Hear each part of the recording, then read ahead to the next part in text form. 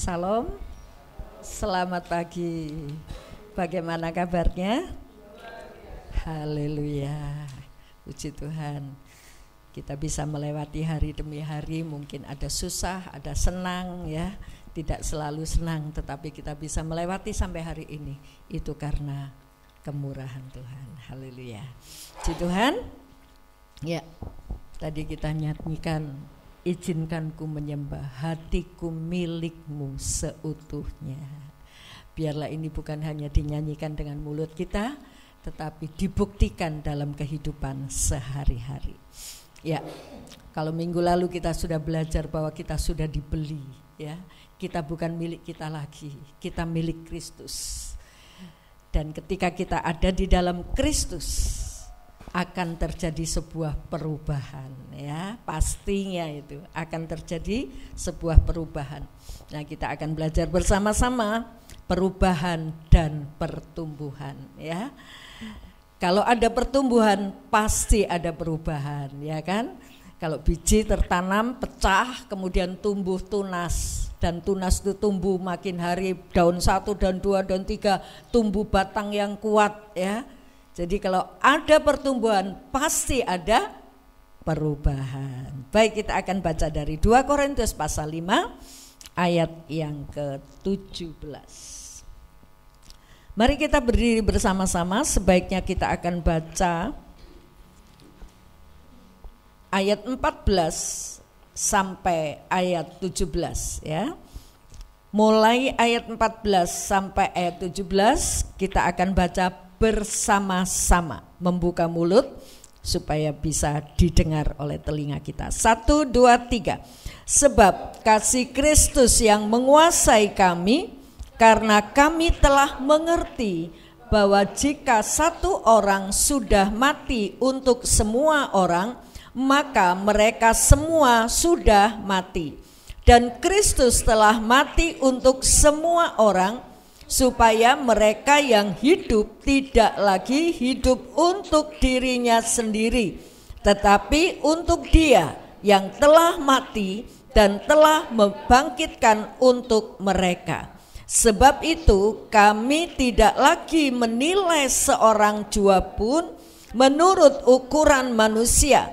Dan jika kami pernah menilai Kristus menurut ukuran manusia, sekarang kami tidak lagi menilainya demikian. Jadi siapa yang ada di dalam Kristus, ia adalah ciptaan baru. Yang lama sudah berlalu, sesungguhnya yang baru sudah datang. Amin. Silakan duduk. Ayat 17 ini merupakan satu kesimpulan, ya. Kesimpulan dari apa? Dari yang dijelaskan oleh Rasul Paulus. Kami tidak menilai Kristus secara manusia. Dan ketika ayat 14 mengatakan bahwa jika satu orang sudah mati untuk semua orang, maka mereka semua sudah mati. Jika satu orang sudah mati untuk semua orang, mereka semua sudah mati. Dan Kristus telah mati untuk semua orang, supaya mereka yang hidup tidak lagi hidup untuk dirinya. Jadi Kristus mati untuk semua orang, membeli kita, membayar kita, supaya semua orang yang hidup bukan lagi hidup untuk dirinya sendiri, tapi hidup untuk Kristus. Makanya ayat 17 mengatakan, jadi siapa yang ada di dalam Kristus itu ciptaan baru. Bapak Ibu pernah menciptakan sesuatu? Pernah menciptakan sesuatu? Misalnya anak-anak kecil diajari untuk membuat prakarya dari kertas, bikin perahu, bikin bunga, bikin ikan ya. Dulu saya belikan anak-anak sekolah minggu itu seni melipat kertas. Nah, ini ciptaan. Anak-anak sekolah minggu menciptakan karyanya, membuat perahu-perahuan dari kertas, membuat ikan-ikanan dari kertas. Kalau kita pikirkan ciptaan itu bekerja dari ciptaannya atau ada orang yang menciptakan? Bagaimana? Ada orang yang menciptakan gelas. Gelas ini bisa berbuat apa? Bisa menjadi gelas ini. Awalnya kan bukan gelas, ya kan? Awalnya bukan mainan kertas yang dilipat-lipat. Berarti ada orang lain, tangan-tangan lain yang menciptakan. Gelas ini tidak tahu apa-apa, ya kan? Ada orang yang menciptakan. Demikian dikatakan, sebab siapa yang ada di dalam Kristus adalah ciptaan baru. Karyanya siapa? Karyanya siapa? Karyanya Kristus. Jadi ketika hanya menerima Yesus dalam hati dan kita menyerahkan hidup ke dalam Dia, pasti ada sebuah ciptaan baru. Ada perubahan, ada pembaruan, ya.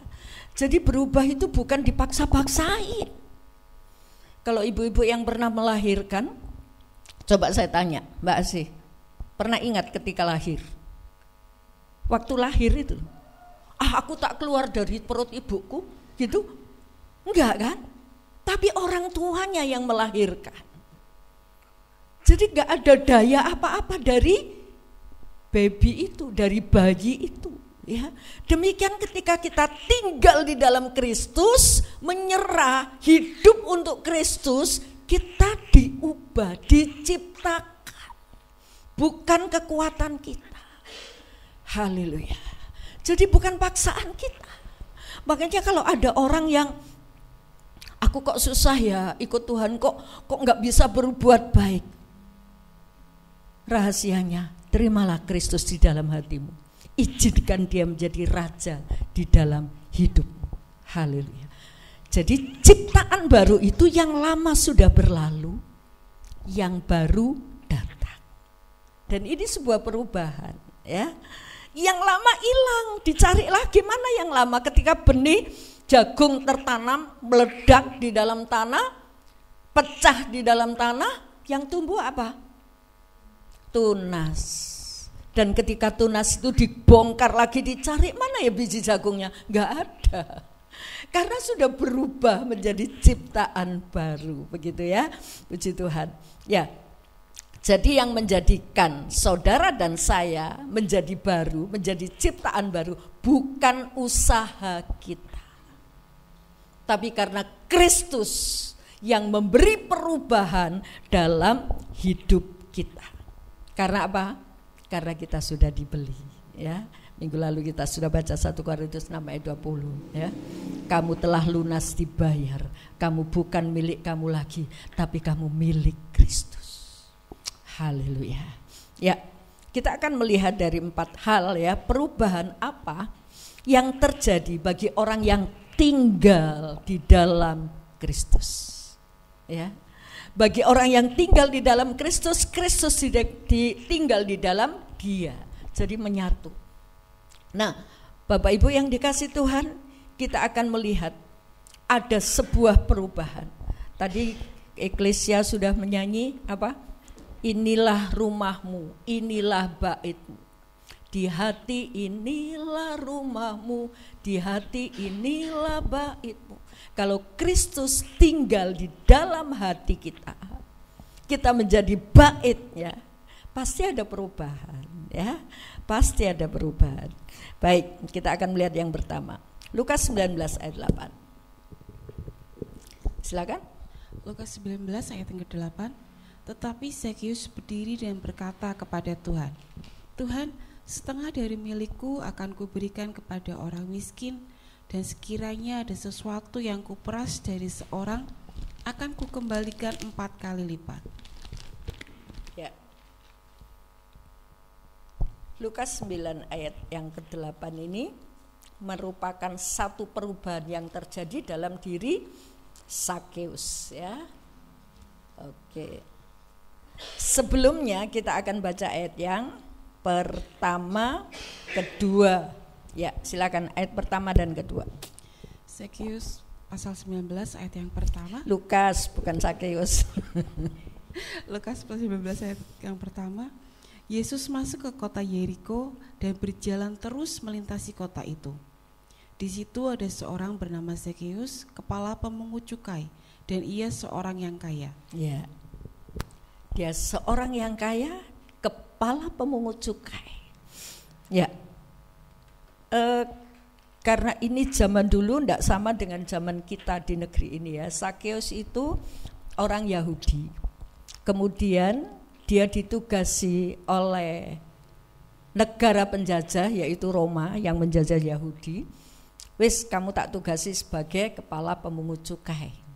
Jadi dia bekerja untuk penjajah ya. Dan ketika dia bekerja untuk menjajah, ini kesempatan empuk untuk bisa menjadi kaya.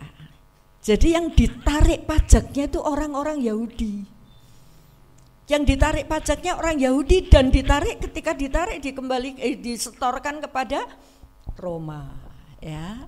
Sebab itu Zakheus ini punya kesempatan peluang untuk meraih keuntungan yang begitu besar tapi merugikan bangsanya. Sebab itu Zakheus ini dibenci oleh orang-orang Yahudi, tapi dia kaya ya, dia kaya.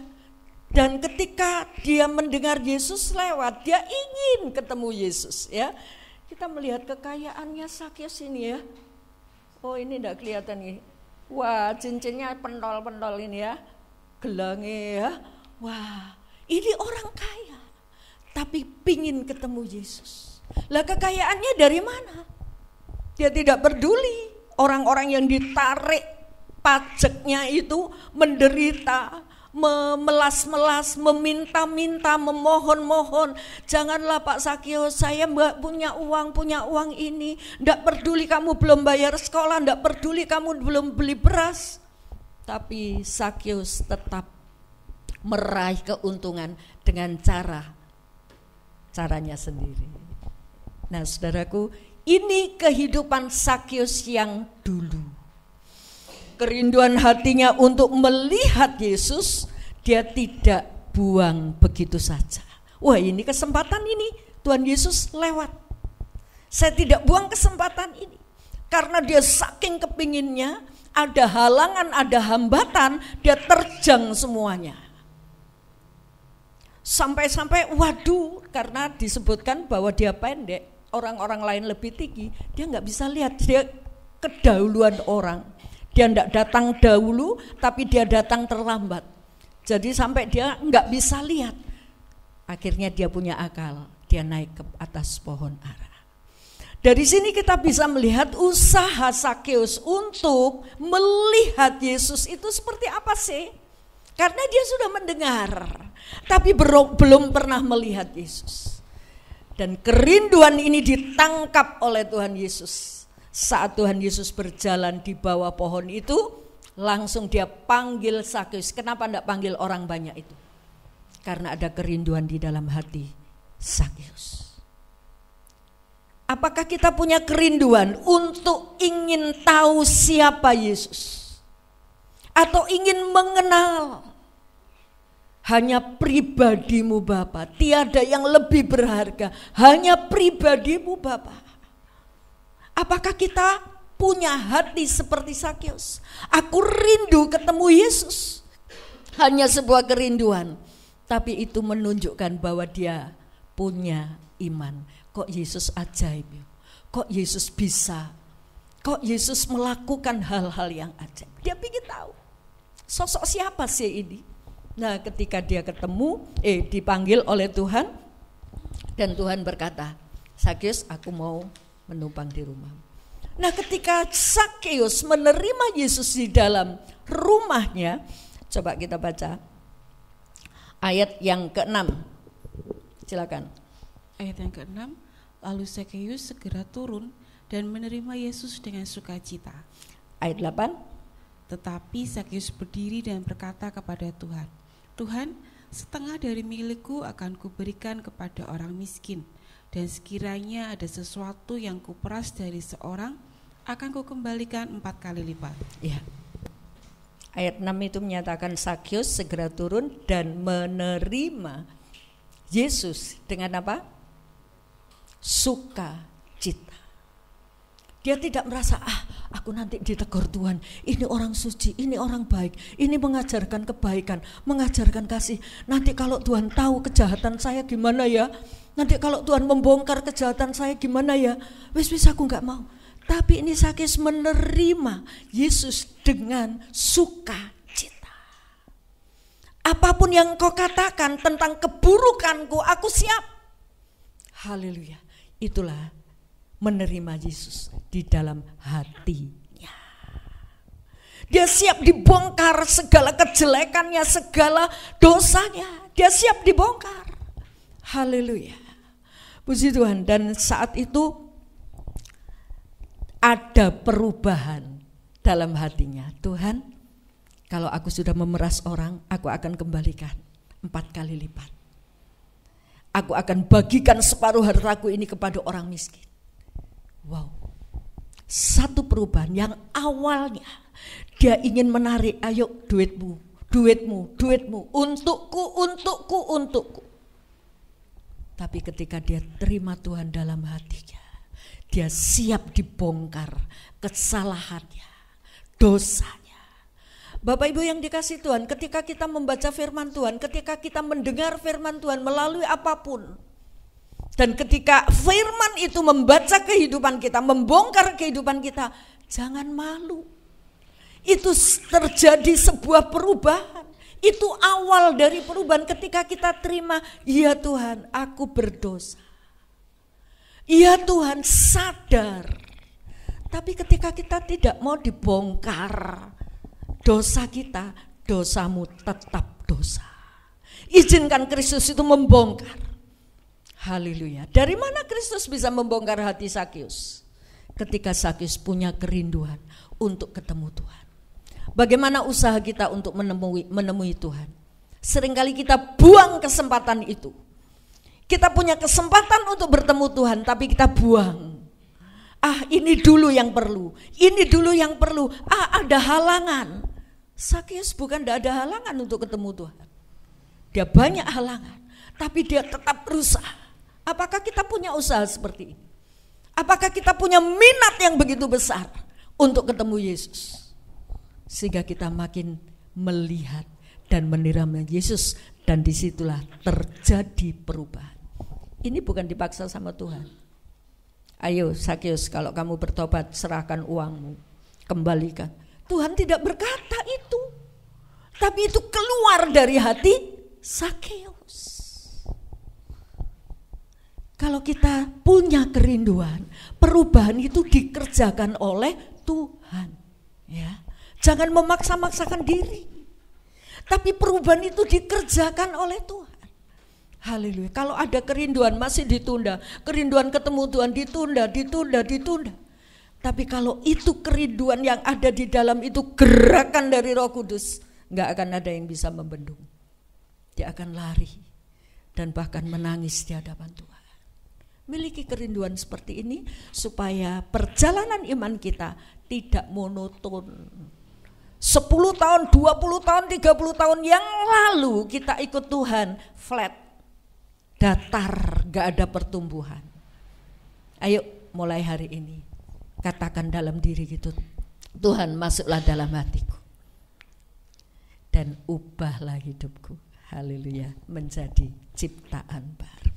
Ya itu ya Sakeus ya, puji Tuhan. Awalnya dia ingin hidup untuk dirinya sendiri, tapi setelah itu dia hidup untuk bisa peduli dengan orang lain, ya, bisa membagi-bagikan kepada orang miskin.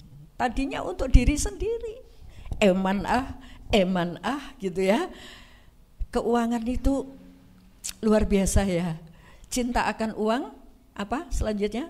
Cinta akan uang, akar segala kejahatan.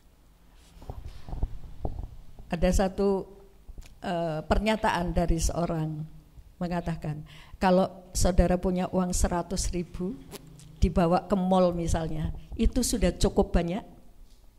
Uang 100.000 dibawa ke mall sudah cukup banyak.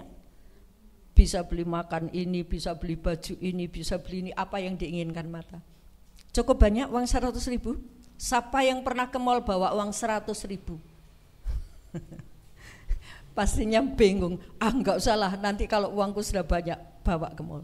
Tapi coba kalau uang 100.000 dibawa ke gereja, di depan peti persembahan, terlalu banyak? Hah? Terlalu banyak? Apa terlalu sedikit seperti di mall? Ini gaya hidup orang-orang yang cinta akan uang. Ya, saya tidak mengharuskan saudara harus persembahan banyak, enggak. Ya, saya tidak mengharuskan itu, tapi cintai Tuhan, hargai Tuhan, izinkan Tuhan merubah hidupmu. Haleluya. Sehingga gaya hidup itu akan berubah. Perubahan terjadi dengan cara pandang. Sakeus cara pandangnya beda. Dulu memandang uang segala-galanya, tapi ketika ketemu Tuhan memandang uang bukan segala-galanya. Wis ngono, dibagikan, sing penting aku punya Yesus. Itu ada perubahan cara pandang. Yang kedua, Kisah Rasul 3 ayat 2. Silakan. Di situ ada seorang laki-laki yang lumpuh sejak lahirnya, sehingga ia harus diusung. Tiap-tiap hari orang itu diletakkan dekat pintu gerbang bait Allah yang bernama Gerbang Indah untuk meminta sedekah kepada orang yang masuk ke dalam bait Allah. Iya. Ada seorang laki-laki yang lumpuh sejak lahirnya sehingga ia harus diusung. Tiap-tiap hari orang itu diletakkan dekat pintu gerbang bait. Yang lain yang sehat-sehat bisa masuk, bisa ibadah. Ini lumpuh karena lumpuh. Wes aku terima di pintu gerbang saja. Sambil menadahkan tangan, ya. Kemudian banyak orang lewat untuk kasih belas kasihan. Sudah nyaman di situ, tetapi begitu Petrus lewat, aku nggak punya apa-apa, aku nggak punya uang, ya. Tapi aku punya Yesus. Ada satu pandangan lain dari Petrus. Orang ini bukan cukup ditolong dengan uang, tapi orang ini harus diketemukan dengan Yesus. Bagaimana dengan kita? Pernahkah kita melihat orang-orang yang belum mengenal Tuhan? Apakah di benak kita berpikir, aku perlu memberitakan Yesus? Apalagi kalau orang itu sedang bertanya kepada kita tentang Yesus. Ini kesempatan, ceritakan. Dan Petrus melakukan itu. Nah, dari orang lumpuh ini punya kebiasaan meminta-minta. Ketika terima Yesus ada satu perubahan kebiasaan. Bukan kebiasaan minta-minta, mengharap-harap kepada orang, bukan.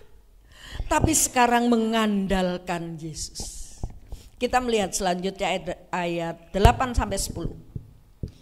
Ia melonjak berdiri, lalu berjalan kian kemari dan mengikut mereka ke dalam bait Allah, berjalan dan melompat-lompat serta memuji Allah. Seluruh rakyat itu melihat dia berjalan sambil memuji Allah, lalu mereka mengenal dia sebagai orang yang biasanya duduk meminta sedekah di gerbang indah bait Allah. Sehingga mereka takjub dan tercengang tentang apa yang telah terjadi padanya. Ya, kebiasaannya berubah. Tadinya cuma di pintu gerbang, enggak masuk. Bahkan di pintu gerbang pun enggak ibadah, minta-minta. Tapi setelah disembuhkan, setelah dia punya Yesus di dalam hatinya, ada satu perubahan. Dia bisa berdiri, melonjak, melompat, dan dia bisa memuji Tuhan di bait Allah, bukan lagi di pintu gerbang. Mungkin tubuh saudara ada di sini tapi hatimu di luar. Ubah, terima Yesus. Dia yang akan mengubahmu memiliki sebuah kerinduan. Dan kerinduan saudara itu akan ditangkap oleh Tuhan dan dibawa masuk untuk semakin menikmati hadiratnya. Haleluya, ya. Jangan cuma di luar, jangan tubuhnya tok yang datang ke tempat ini, tapi hatimu buka bagi dia. Ada perubahan kebiasaan. Kalau Kristus hidup di dalam kita, ada ciptaan baru, ada perubahan. Haleluya. Renungkan pribadi kita masing-masing. Selama ini kita ikut Tuhan, selama ini saya ikut Tuhan. Ada perubahan apa? Bukan diri kita yang merubah, tetapi ketika kita menyembah, kita memberi kesempatan Tuhan bekerja dalam hidup kita, ada sebuah perubahan. Haleluya. Yang ketiga, Yohanes 9 ayat 11 dan 12. Yohanes 9. Yohanes 9 ayat 11 dan 12. Jawabnya, orang yang disebut Yesus itu mengaduk tanah. Jawabnya, orang yang disebut Yesus itu mengaduk tanah, mengoleskannya pada mataku dan berkata kepadaku, pergilah ke Siloam dan basuhlah dirimu. Lalu aku pergi, dan setelah aku membasuh diriku, aku dapat melihat. Lalu mereka berkata kepadanya, di manakah dia? Jawabnya, aku tidak tahu. Ya. Awalnya orang buta ini tidak tahu siapa Yesus. Tiba-tiba ketika Tuhan, murid-murid Tuhan tanya, siapa Tuhan yang berdosa kalau ada orang lahir cacat? Apakah orang tuanya, apakah bayi itu yang berdosa sehingga dia lahir buta? Tuhan bilang supaya kemuliaan Allah dinyatakan, bukan orang tuanya, bukan bayinya, tapi supaya kemuliaan Allah dinyatakan. Lah saat itu ketika Tuhan lihat orang buta sejak lahir ini, Tuhan mengambil tanah diaduk. Tanah itu dilumatkan, kemudian ditempel ke matanya. Dilumatkan bukan pakai air, saudara. Pakai apa? Siapa tahu? Pakai ludahnya Tuhan. Dan Tuhan waktu itu manusia. Ya, pakai ludahnya Tuhan, dilumatkan. Setelah dilumatkan diteplok kening matane. Kalau orang ini merasa iki opo-opoan gitu ya, nggak tahu apa-apa, apa ini dibersih-bersihkan, tapi dia nurut. Setelah diteplok dengan tanah yang dilumatkan tadi, Tuhan bilang, sekarang raup, cuci mukamu di kolam Siloam.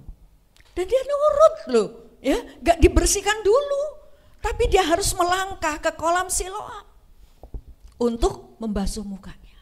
Akhirnya dia melek. Setelah melek, orang-orang bertanya, loh, iki ajaib iki ya. Ini kan pengemis yang biasanya ngemis. Kok bisa kamu matamu melek? Terus orang-orang Yahudi yang tidak suka Tuhan itu tanya, bagaimana caranya sih? Kok kamu bisa sembuh? Orang yang disebut Yesus, dia nggak tahu. Nggak tahu orang yang disebut Yesus. Ini siapa? Dia nggak tahu. Mungkin juga belum pernah dengar. Dia mengaduk, tadi ceritakan prosesnya. Sembuhlah aku. Sekarang orang Yahudi itu tanya, di mana dia sekarang? Aku nggak tahu. Jadi dia cuma melihat Yesus, bukan siapa-siapa, tapi Yesus yang bisa menyembuhkan dia. Haleluya. Jadi sekarang dia itu awalnya itu nggak ngerti, nggak tahu. Haleluya. Tapi melihat sebuah proses kesembuhan, banyak orang berkomentar, tanya, benarkah kamu yang dulu buta? Benarkah kamu yang dulu pengemis? Sampai tanya orang tuanya takut kalau dikucilkan karena percaya Yesus. Nggak ngerti, tanya aja sendiri, anaknya kan udah gede. Karena orang tuanya takut. Dan benar ketika dia melihat dan orang lain berkomentar kepada dia, apakah benar itu Yesus? Menurutmu Yesus itu siapa? Terus dia cerita, aku kan wis cerita ya. Kalau di ini saudara baca, saya kan sudah cerita kepada kamu, itulah Yesus yang sudah menyembuhkan aku. Menurutmu dia siapa? Lah aku cerita kepada kamu, dia penyembuh. Apakah kamu juga mau menjadi pengikutnya?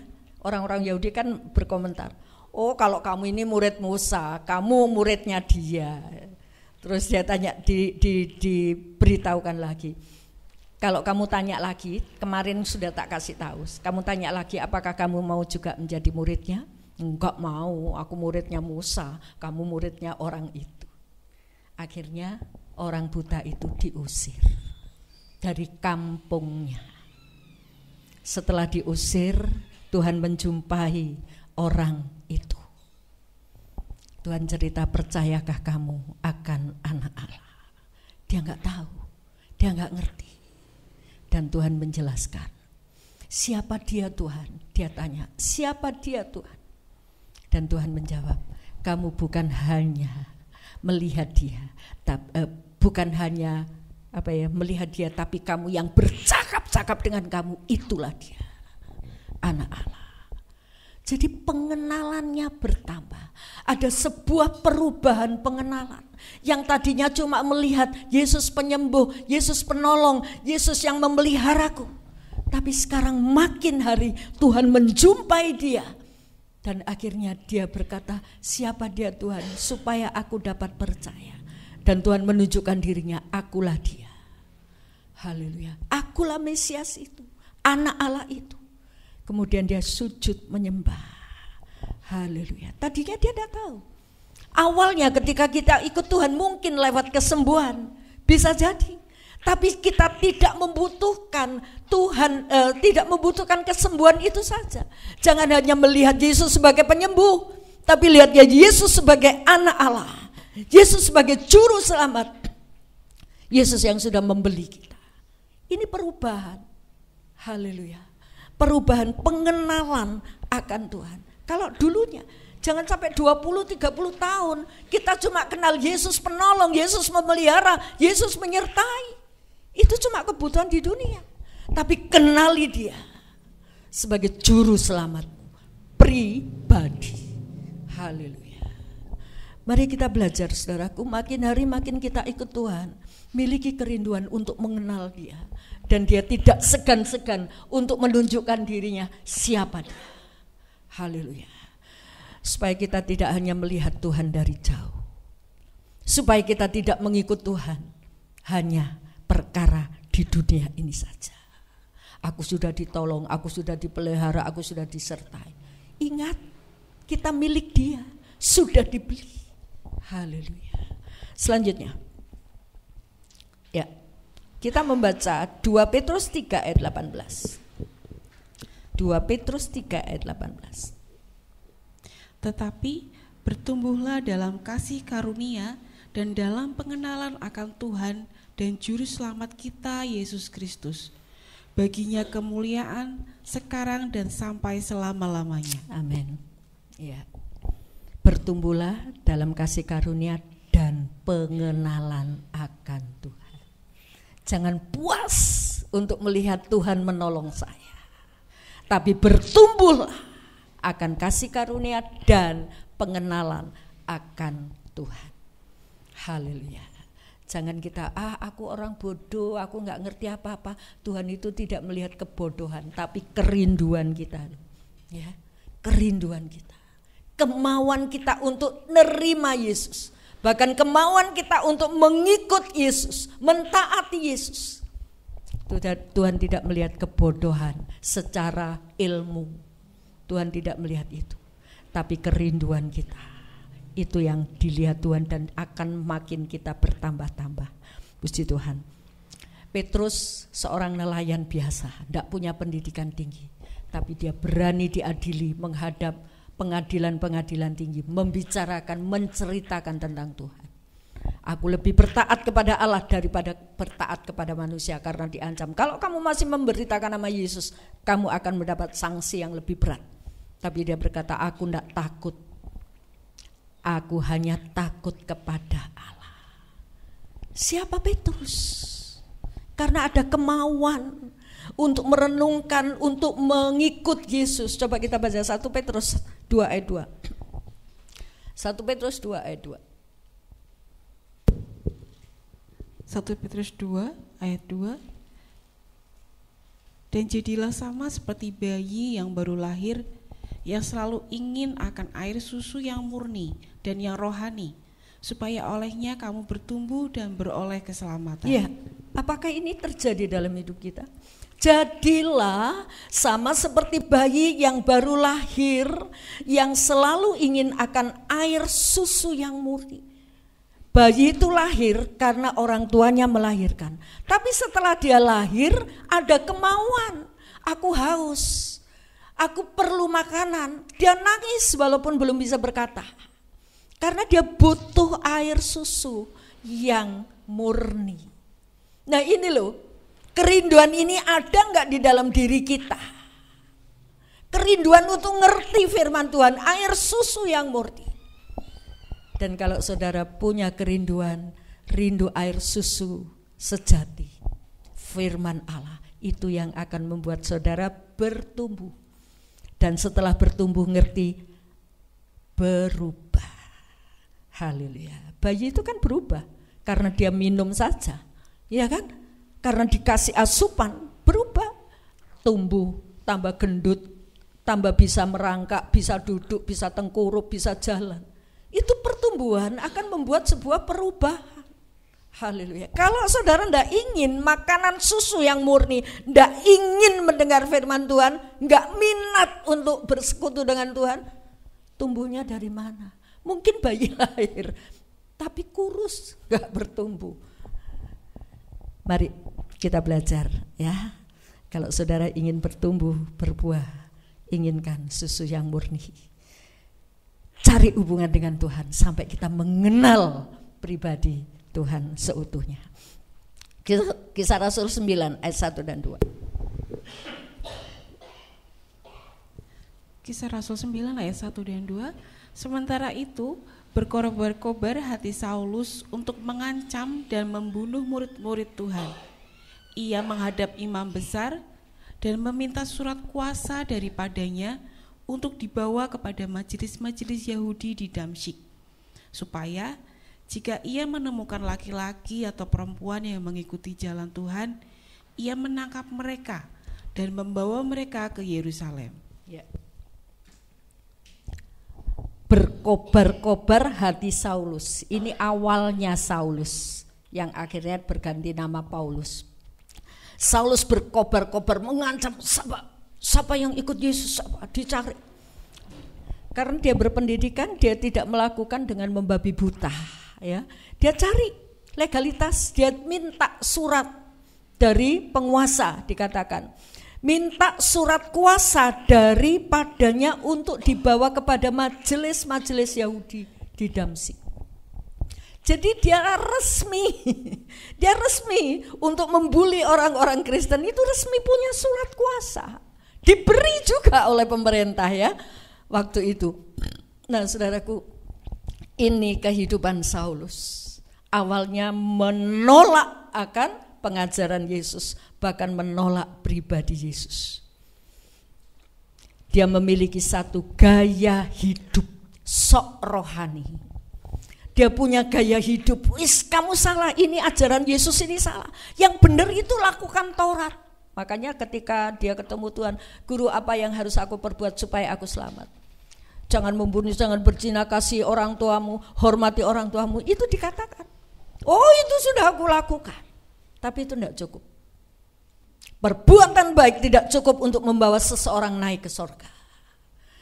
Tapi Tuhan katakan jual, ikut aku. Dan dia menolak, dia mengundurkan diri. Aku gak mau ikut Yesus. Bahkan ini ayat 1 dan 2 ini dia berkobar-kobar untuk membasmi pengikut-pengikut Yesus. Dia punya gaya hidup yang lama seperti itu. Tapi setelah dia ketemu Tuhan dalam peristiwa ini juga, Tuhan menjumpai dia dengan pribadi, secara pribadi.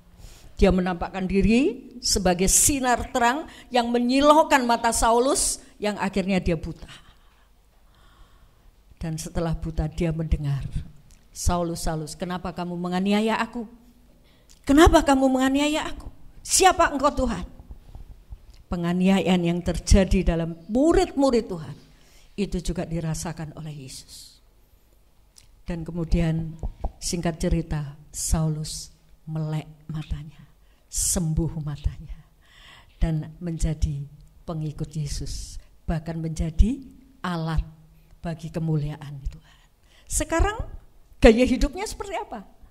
Kalau dulu belum punya Tuhan, gaya hidupnya benci, ada kebencian, gak ada kasih, ya. Ada kebencian yang berkobar-kobar dalam hati Saulus. Tapi setelah dia ketemu Tuhan, ada sebuah perubahan gaya hidup. Kisah Rasul 26 ayat 19, silakan. Sebab itu ya Raja Agripa, kepada penglihatan yang dari surga itu tidak pernah aku tidak taat.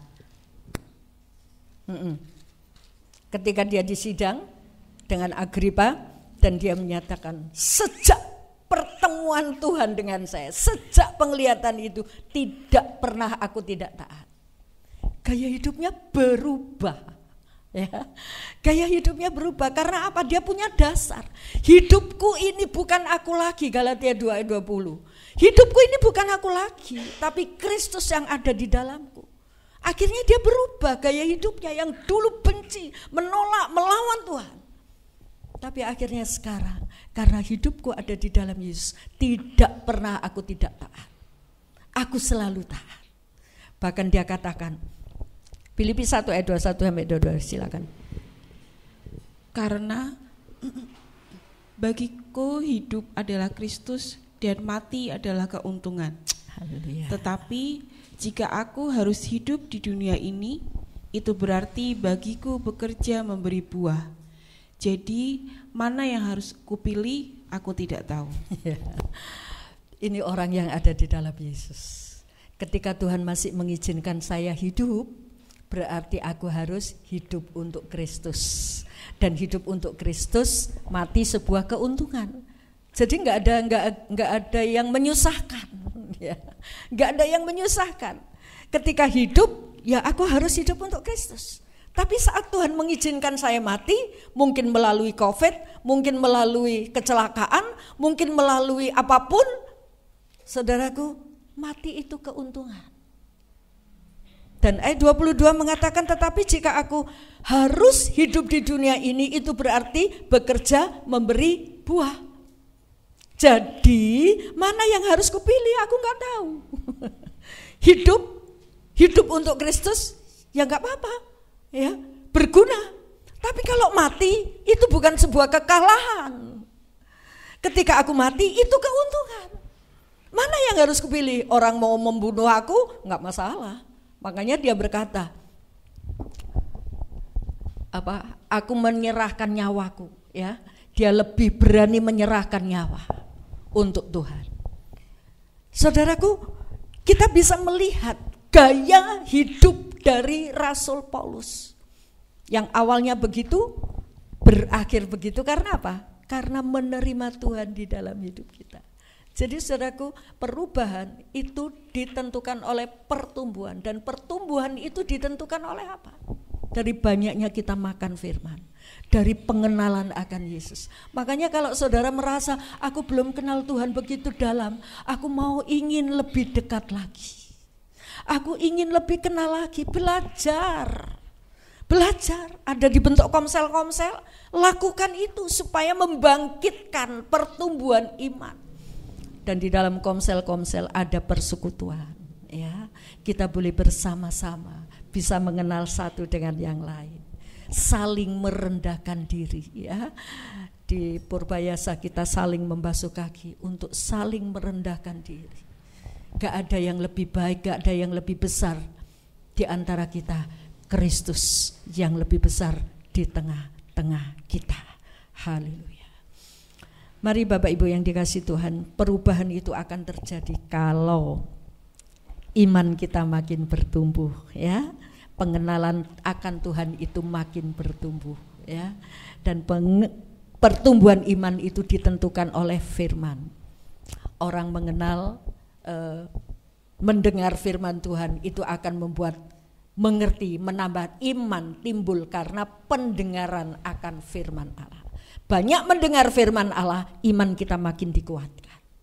Jangan sampai telinga ini hanya banyak mendengar gosip, tapi banyak mendengar firman Allah, merenungkan firman Allah, iman kita boleh bertumbuh. 1 Petrus 3 tadi mengatakan yang sudah dibaca, bertumbuhlah dalam kasih karunia dan pengenalan akan Yesus Kristus. Maka hidup kita akan berubah dan penuh dengan kebahagiaan. Seperti Rasul Paulus katakan, mana yang aku pilih, mau hidup, mau mati, aku gak tahu. Terserah Tuhan. Kalau Tuhan izinkan saya hidup, berarti aku harus memberi buah. Kalau Tuhan izinkan aku mati, itu keuntungan bagiku. Haleluya, puji Tuhan. Ya, saat ini kalau saudara ingin menjadi sebuah ciptaan baru, Tidak ada sesuatu yang harus kita lakukan kecuali menjadikan Yesus Raja di hati kita. Dia akan membuat kita, menciptakan menjadi baru, dan hidup kita sesuai dengan gambarannya. Mari kita berdiri bersama-sama.